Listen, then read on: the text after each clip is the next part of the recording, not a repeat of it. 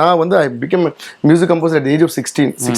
And I was and I think still I'm the youngest music director who has been successful in India. I think தெரியல இன்னும் நிறைய பேர் இருந்திருப்பாங்க, but at least அப்போ வந்து எழுதுனாங்க 16-17 வந்து சென்சேஷன் 16 அப்படின்னு அந்த மேகசின்ஸ் எல்லாம் எழுதுனாங்க.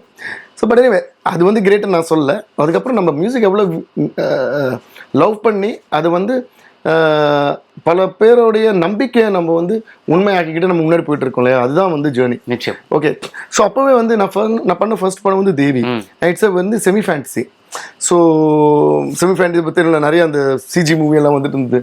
ஸோ இந்த நாகராஜெல்லாம் வருவார், வேறு அம்மன் படம் மாதிரி. ஆமாம், அம்மன் படம், கடவுள் வருவாங்க. அது ஆனால் எல்லாமே வந்து நான் அப்போ அந்த வயசுல வந்து எக்ஸ்பெரிமெண்ட் பண்ணிட்டேன்.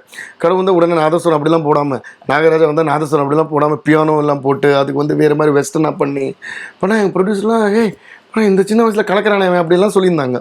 So I was so happy. அந்த படம் பெரிய ஹிட். தேவி வந்து பெரிய 200 days ஓடிச்சு. இன்ஃபேக்ட் தமிழ்லையும் ஓடிச்சு, தெலுங்குலையும் ஓடிச்சப்போ. அதுக்கப்புறம் ஒரு 10 படம் எனக்கு அதே மாதிரி படம் வந்துருச்சு. Okay okay. ஆனால் பாருங்கள், அந்த வயசுலேயே வந்து எனக்கு அவ்வளோ கிளாரிட்டி, எந்த படமுமே நான் பண்ண மாட்டேன்ட்டேன்.